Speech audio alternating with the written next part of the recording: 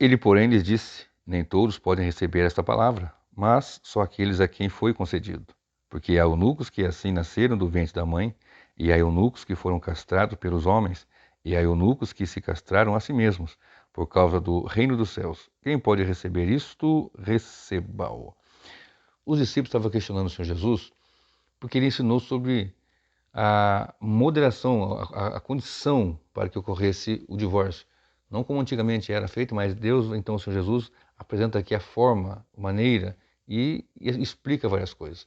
Eu vou deixar o link na descrição deste vídeo sobre 2 vídeos que eu tenho sobre casamento, divórcio e segundo casamento. Vou deixar aqui na descrição, o link na descrição. Então o que acontece aqui? Ao ensinar sobre o divórcio, os discípulos chegam para Jesus e falam assim, olha,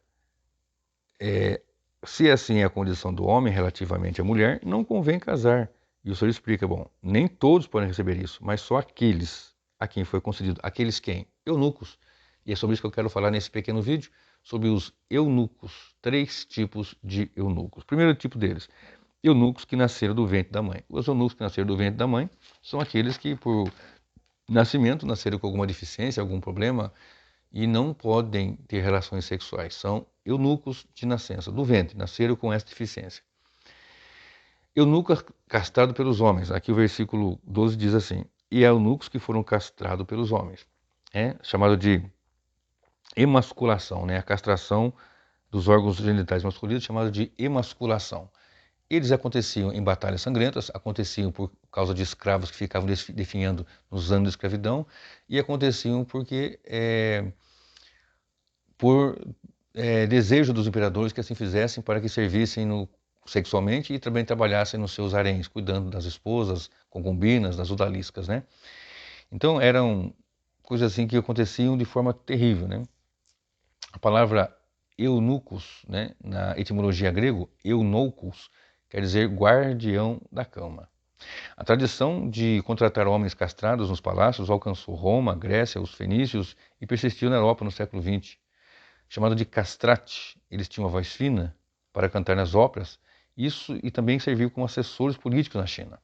Então, alguns imperadores, Nero mesmo colocou um rapaz que parecia muito com a esposa, um eunuco, tinha uma voz fina, ele acabou até vivendo como se fosse a mulher dele, né? A falecida, coisa bem estranha mesmo. Então, e havia a castração voluntária. Na China imperial, por causa da fome, da miséria, muitos se castravam e depois se apresentavam ali para trabalhar nos palácios e cuidar da família com o dinheiro que ia ganhar, né? Porque estava tanta fome, tanta miséria, que por causa disso eles faziam este ato para poder sustentar suas famílias. 2 curiosidades aqui. Havia a ereção no caso da castração feita apenas no testículo, que ocorria após o período da puberdade, porque as glândulas suprarrenais já produziam testosterona, então havia ali a estimulação da libido e eles podiam então ter ereção.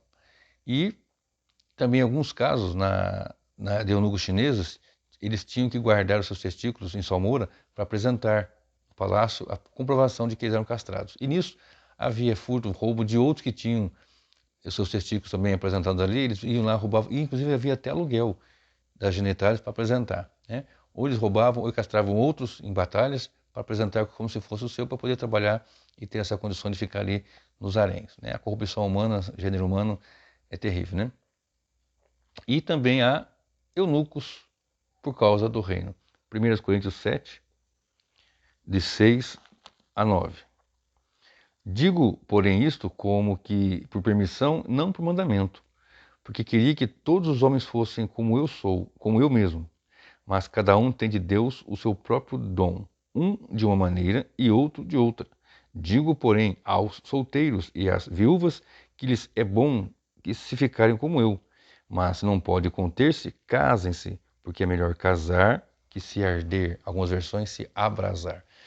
Então, o Paulo está dizendo o seguinte, olha, por causa do reino, muitos se fazem eunucos, se abstêm, são celibatos, abraçam o celibatário para servir no reino. Isso é permitido, isso é concedido nas Escrituras, mas como um dom. Aqueles que podem receber isso, recebam, conforme fala o Senhor Jesus, e que Paulo fala, né? Digo, porém, isto como que permissão e não como mandamento, porque queria que todos os homens fossem como eu. Olha, se você tem uma vida familiar, você vai ter que dedicar a esposa, à família, né? O Paulo mesmo fala aqui que os solteiros cuidam da coisa do Senhor, os casados cuidam da família, etc e tal. Então, para que servisse ao reino, então se observava o celibatário, né? Era permitido, né? Isso é uma concessão, um dom, né? Não são para todos, né? Nós lemos lá em Mateus 19, versículo 12, eu vou deixar aqui bem claro, porque há eunucos que assim nasceram do ventre, e há eunucos que foram castrados pelos homens, e há eunucos que se castraram a si mesmo, por causa do reino. Quem pode receber, né, isto, receba-o. Então o que acontece? Há casos de pessoas que querem servir melhor no reino, são solteiros, não querem casar, não têm a necessidade sexual, conseguem se manter puros, manter íntegros, sem se contaminar com adultério, com fornicação, com sexualidade, qualquer coisa que seja, mantêm-se celibatários. Isso é coerente com as Escrituras para que sirva ao reino, não apenas por questões outras, mas para que vá servir ao reino. A pessoa convertida, lavada, remida no sangue do Cordeiro, ele se abstém, não precisa, ele não quer, ele quer servir ao reino, dedica. Eu conheço pessoas assim, conheço irmãos em Cristo, não são homossexuais, não tem nada disso aí, eles servem a Cristo e querem viver assim. Na verdade, eu conheço acho que um ou dois, né? E há casos também, agora aqui uma particularidade que eu quero apresentar, de pessoas que foram salvas por Jesus, que viviam uma vida de homossexual, tanto homem quanto mulher, viviam uma vida na homossexualidade e foram convertidos, foram salvas por Jesus, creem no Evangelho, creem na mensagem da cruz, só que eles não querem ter uma vida, vamos falar do homem, né?